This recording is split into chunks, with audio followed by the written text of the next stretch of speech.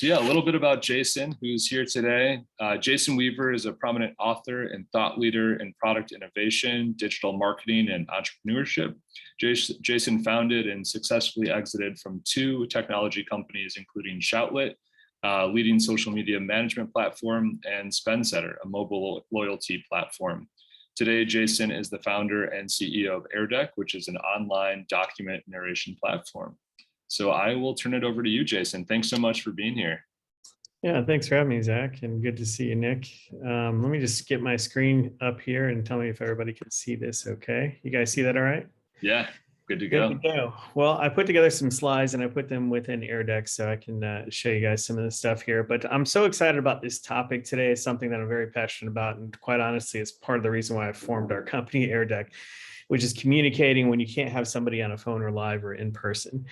There's so much that lacks, from tone and interpretation when you're sending text and chat to people, and it definitely affects the company culture. I can tell you stories where I have done things and inadvertently upset people or sent a message out and didn't mean to send that message out, et cetera. So I want to give you some examples here today and talk about different ways that you can continue to improve company culture by communicating in alternative ways that you may not be thinking about today. So I'd love to just give you a brief rundown of what today's discussion is going to be. A lot of people have texted me already and said, is this going to be recorded? Yes, it will be recorded, and you'll get a copy of this afterwards. Zach has assured me that we'll do that.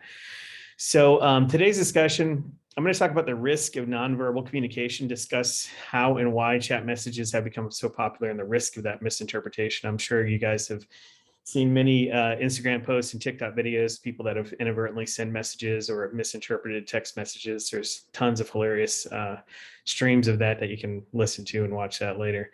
I'm also going to give you strategies to stay more connected, things that we've learned in the past 3 years running our company remotely, and how we've stayed connected to our employees all over across the globe. I'm also going to talk about some specific tools to help you stay connected. So we'll talk about specific platforms and how you can use those tools. And then I'm going to provide some additional learning resources that you can continue this journey with how to stay connected in this remote environment. So before I dig in, I just want to kind of prove a point here real quick. Take a second to read this text. If you receive this text from your boss or CEO of the company today, how would it make you feel? Right? So this is the kind of reaction that I feel as well, right? You might be scared. Are we having company layoffs? Is this person mad at me? He or she mad at me? But it's not always the case, right? They could be saying, give me a call. We just closed this big account. Or give me a call. We decided to let everybody have off on Friday. Or give me a call. We're going to have to reduce our head count by 20%. There's so much that's behind a message with voice and tone and those sorts of things that you really can't interpret things like this unless you're talking to the person live. So the only thing that you can do to make yourself feel better about this text is have a phone call to follow up, right? Matter of fact, there's so much that goes behind voice inflection, vocal volume, facial expressions, that by sending messages and text, you're missing out the whole context behind your messages. So the tone that comes across in text messages might come across as insulting, might come across you step on somebody's toes. I'm sure you've done it inadvertently. I have. Often I'm walking through an airport text messaging and I have 3 or 4 words in my sentences and I don't have the time to go through, or I'm not thinking about adding all the color around that. Like, here, dear John, how was your day? I want to ask you about this program, etc. And I just get to the point with text, but it doesn't get across the tone or what I'm really trying to say unless I talk to that person live, right? So then emojis started to become very popular to add color around your text, right? So a heart emoji, a smiley face emoji, thumbs up emoji, right? But it really doesn't do the job of actually talking to you like I am, right? Everyone knows the smart person, like I say here at the end, that inserts the smiley emoji after a blatant insult, right? As it's supposed to be funny or a joke or something, but we all know what they're really trying to say. So emojis have kind of curbed some of the text messaging thing, but it's not a replacement for that live communication or talking to somebody directly, right? So how we deliver our messages is just as crucial as the words contained within the message. If you think about stand-up comics, it's how they deliver their punchline that makes it funny, not what they say, right? So there's so much of that inflection and tone and stuff like that contained within the messages that we lose that in today's environment. We're on Slack, we're on PowerPoint. Yeah, we're on Microsoft Teams, we're on LinkedIn, all of those things doing these messages, but we're not getting that tone as we intended, right? So why do we rely so much on chat and text then? Well, the answer is asynchronous communication. And I'm sure you've heard this word since COVID has broken out. Everybody's communicating asynchronously. It's convenient for us because I can send a text message or an email to you anytime that I want, 10 o'clock at night, and you can reply anytime that's convenient for you, 2 a.m. in the morning, 6 a.m. in the morning, et cetera. So it provides that kind of, connectivity at an asynchronous level where the things are not happening at the same time and we can communicate effectively. However, there's that tone that's lost with it when I'm texting in a hurry, when I'm pushing things out on the channel and stuff like that. There's so much that's lost to interpretation. Often we have to go back and explain things 3 or 4 times or send 4 or 5 messages just to explain that. How frustrating have you been? How frustrated have you been when you have a text message conversation with someone, they're just not getting it, and you eventually just pick up the phone and call them? So when it comes to communication through text and chat and those sorts of things, what makes a great company culture? Well, I found out through my learnings and having several startups that clear articulation of a compelling vision is the essence of leadership, right? So I read this from Harvard Business Review, meaning that if people completely understand what you're talking about and how they fit within the context of your company, culture is more improved. Culture is not determined by, in my opinion, the kegerator, the free t-shirts, the parties, the coupons, those sorts of days. People who feel really needed at an organization and feel like they're being heard are the ones that stay, right? So going on, why is internal communication so important to success? Well, it builds trust, it inspires employee investment, it avoids costly turnover, it strengthens diverse organizational structures, creates alignment, prevents the spread of bad information, and most importantly, in my opinion, it cultivates a vibrant culture when people feel like they're being listened to. Now, so a lot of people say, well, we'll just step up our Zoom meetings, right? And I just want to see show of hands here. If anybody wants to say, who would like another Zoom meeting today, right? It's ironic that we're having this meeting on Zoom, but who would like to be in another Zoom meeting today? I've found through our research too, that not everybody loves to be on camera. Think about Zoom has been around for a while, but people really started using it at the height of COVID, right? So you think about the first time that you had a Zoom call and somebody showed up on camera, how awkward that felt, right? And now you can't imagine a day without Zoom, but you're exhausted at the end of the day. And the reason why people say that, especially the Stanford research study, that people say that you feel physically exhausted at the end of the day, because there's excessive amount of close eye contact and it's highly intense. Typically in a meeting, if we're sitting down together in person, you'd be getting up, you'd be looking at your papers, you'd get a cup of coffee, you'd go to the restroom, you'd have different conversations, you can wander around a little bit. But when we're in a Zoom meeting, people are constantly creating eye contact with you, right? And it's funny that at the end of the day, you feel like you ran a marathon if you have 8 Zoom meetings in a row. So I don't think the answer is having more Zoom meetings. I think, matter of fact, more meetings would never solve the problem. So there's a record $37 billion is the cost of unnecessary meetings for US businesses annually. So if you think about it, every single time we have a meeting, we're discussing something, we're going through something. But what if there's a way that you could communicate like asynchronously, like email and text and those sorts of things without having that additional meeting? Well, the challenge with today's communication is there's 2 different ways to communicate, right? Most of the time when people have a meeting, they're reviewing some kind of document, presentation, proposal, contract, et cetera. And the way that you do that today is you have a Zoom call like this, right? We're going through this webinar, or you have an in-person meeting, right? The other way to do it, if you think about it, is text message, email, and attachments, right? So you send over a proposal and you have this long email explaining everything that's in that proposal and trying your best to articulate everything, but nothing can replace live meetings, or can it? So there's tools that go beyond that text and chat piece that can really articulate the meetings, give you that tone and that inflection in your voice that you're looking for, right? To really personalize the message, to really not offend somebody or step on somebody's toes, and to really just explain what you mean.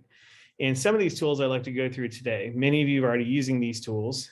Slack is one that, Slack from text messaging. We use Slack in our team very differently. We are constantly sending each other audio clips, messages, right? And just by being able to say something and have my tone behind it, hey, give me a call, sounds very different than, hey, give me a call, right? So am I mad? I'm excited, right? You don't know unless you hear it from me. So same thing with Microsoft Teams. There's a way to do that with audio messaging too. I'm going to show you all these in a second. LinkedIn has audio messages now as well. And then there's 3 other tools that I'd like to talk about: Loom, which is video messaging, Vidjar, video messages, and then our own tool, Airdeck, which does audio, video, and document narration. Let's talk about what this looks like in Slack.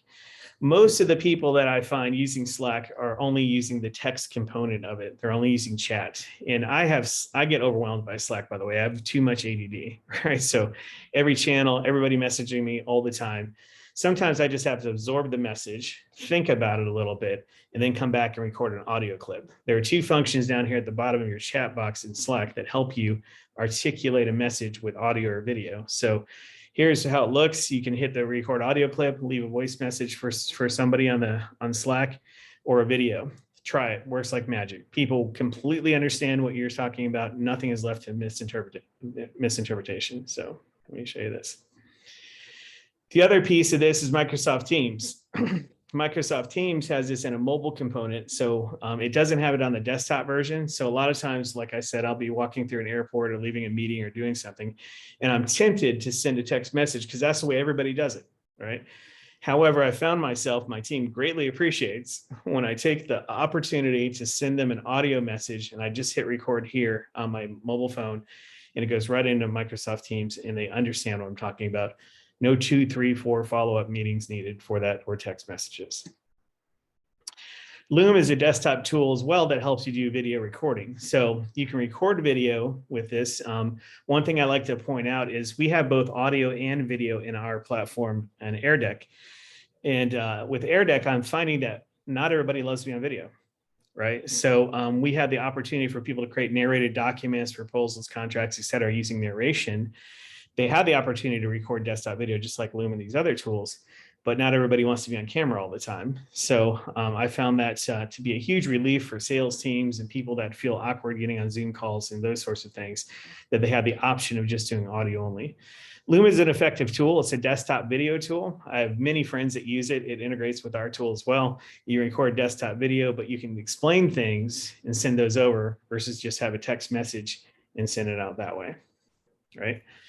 Same thing with Vidjar, another company that we work with as well. You can record desktop video, you can record these welcome videos, et cetera. I found that not everybody loves to be on video, but you can also record some desktop video pieces there and go through things. Now, our tool is called Airdeck. I'm just going to spend a second on this. Our tool has audio, video, and desktop recording for documents. I'm actually in our tool right now. You can see I can record, et cetera, here. Now, what I found with Airdeck is that a lot of people want to walk through a quarterly business review, a board meeting, a pitch deck, a proposal, an apartment leasing contract, et cetera. And they tend to always want to have that phone call to do that, right? So you're having yet another meeting with a Zoom call or a phone call, et cetera, to walk through something that you could just record and send over. And you can use that asynchronously where they can respond when it's convenient for them. So imagine the next time that you have a document that you want to walk through somebody, that you can actually just narrate that and send it over. So that's what we do. So Airdeck creates narrated documents, saving time within the meetings. We always say that, could that have been an Airdeck, right? So can you create a document? Can you create a proposal and a contract and skip the meeting? Well, sometimes no, right? So Airdeck is not a replacement for Zoom or a live meeting, but it's a supplement to that. I can tell you for sure that I have the shortest board meetings of any startup because I can record everything in advance, get all the information together. They can listen to it. Nothing is left to interpretation. I'm using my voice. I send it over a week before our board meeting. We just vote at the matters at hand. We spend less time in meetings. We do this for sales. We do this for internal meetings, et cetera. Matter of fact, there's a whole list of different ways that we use it that I'll show you in a second. Now, why is audio important? I want you to consider this for a second. Many of you are fans of podcasts, audiobooks, et cetera. I know that my family, my kids, my wife, listen to audiobooks and podcasts nonstop now. The reason why people like that stuff is because audio sticks. People remember audio 22 times more when they listen to something versus reading it, right? Adding audio to documents or images or explaining things or watching something, you absorb that content drastically more when you add that visual or audio component to it. So we have evidence that this stuff works. And by sending it over, not only are you leaving nothing to interpretation, but you're also allowing them to absorb that content more readily and more easily. So like I said, we use document narration and recordings for everything, right? So we have sales presentations that are going out. We're speaking to people and not at them. We're personalizing every outbound aspect that we talk to people, including our internal employees. We have stand-up meetings and stuff like that. We also have quarterly business reviews for our customers. We're putting together documents and contracts and proposals and stuff. We're walking those through. We do training and onboarding. We have this whole package that we have in many of our customers too, where new employees are showing up and we're providing a recorded welcome to them with all of their onboarding information within one document, right? So welcome aboard, Jason. Here's what to expect your first day. Here's how to order your business cards. Here's who to talk about getting your laptop set up, et cetera. But it's speaking to them specifically, personalized, then instead of at them. We explain complex documents. Somebody sends something over, we can go back and forth and talk about it. We can do proposals and contracts really easily.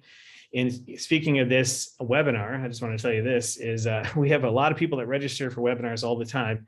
About 1/3, 30% of people actually show up to those webinars. Most people ask for the recording later, which, like I said, I have a lot of texts of people that have done that. And if you can record a webinar in advance, might as well do it that way because people will absorb it later anyways. And that way you don't make any mistakes like I've done on this call a couple of times, getting tongue twisted a little bit. Product demos, really easy to do. New feature releases, we're communicating that in internal communication. So I want to talk a little bit about how we have taken things like this and making it better for our employees as we're a remote company. We are 100% remote. All of our employees work from home, right? We started at the height of the pandemic, which helped our company. Obviously, we had about 4,800 customers sign up for our platform right when that broke out and have not looked back since. And the reason being is because we can communicate in ways without having that additional meeting. Zapier, which is a company that I admire, has said 100% distributed doesn't hold us back from building bonds. So how do we do that? Well, employee engagement is made up of different things, as you know. So motivation, loyalty, trust, and commitment. But the communication piece of that is right in the center of this. I want to talk about a couple different things, just quick 2 examples of how we do this for ourselves here internally at Airdeck. One, we have daily stand-up meetings. Our platform is integrated with Slack and Microsoft Teams today. And at the end of the day, or at the end of the month, we do wrap-ups monthly, weekly, sometimes daily. The employees will record an audio update, a couple slides on what they've worked on and how their week went, right? Now, it sounds simple, right? They take these, they put it in the Slack channel, and I can tell you it makes my day because I can be driving home from work and I can listen to everybody talking about their work week. And you know, when you talk to somebody, you have your brother, sister, wife, husband, et cetera, you can hear in their voice, right, if they're having a good day or bad day, right? You can hear that excitement that's articulated right through the context of that message. Our employees love this, right? So our employees love to communicate internally with doing this and telling people what they're up to. And everybody in the company appreciates hearing what everybody's been working on as well. Now, if you're a large company, you can divide that up by department or sections or channels. You can imagine, you know, sales, marketing, et cetera. But we do this frequently and it works. It helps us feel very connected. Everybody hears what everybody else has been working on. We feel a part of the team, right? Because we feel like we're all working towards one common vision, right? So the daily stand-ups. The other thing we do is we ask for frequent feedback too. So, you know, as we take our company to the next level, we're also wanting to do check-ins. So we've tried things like OKRs. We've tried things like, you know, doing quick measurable things within our company to set KPIs, OKRs, and those sorts of things. But nothing works as well as just simply asking somebody for their feedback, right? How was your day? You know, imagine just asking that general question. And sometimes we don't even have the time to go through and just ask those sort of questions. So we do these little types of kind of pulse surveys like, hey, Andrea, it's Jason. I just wanted to check in and see how you're doing today. Take a second to fill out the below or shoot me a note. Look forward to catching up with you later this week. So we had the opportunity to narrate little messages like this and do little check-ins with everybody as we're going through. So it's just another opportunity to add that personalized touch and make people feel a part of the whole mission and the team in general. So I just want to go and summarize some of this. I've gone through some of this content quickly, but we want to leave some time for question and answers. The risk of nonverbal communication, as we talked about before, is text communication challenges. You don't have your tone and inflection and those sorts of things here. Try this for me. Do this for me. Next time somebody sends you a Slack message, respond with an audio clip. Try it. I guarantee it'll change your life. The other thing is, try strategies to stay more connected as well, right? When we're responding to people, somebody reaches out to us and stuff in our company, we're responding back with narrated documents and presentations, proposals. We're also doing tiny little audio clips, which you can do, little video clips, which you can do as well. And we're doing those to create that personalized touch for every single communication piece that we have, right?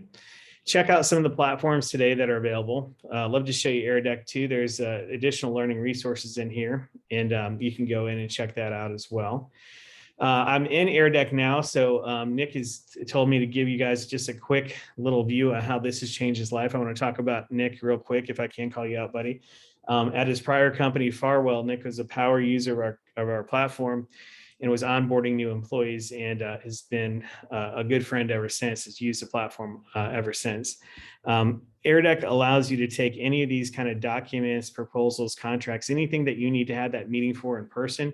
You can now create a document like this and walk through all of this with your voice by recording audio or adding video to this, and making that document very engaging and having people go through and completely understand what you're talking about without having to have that second, third, fourth text or follow-up meeting there. So anyways, I want to point out a couple things here. One is, if anybody would like to know more about Airdeck, you can have this great coffee mug that's very popular with our customers. Simply scan this. I'd love to talk to you more about that. But right now, I want to open this up for questions. I'll put that up at the end.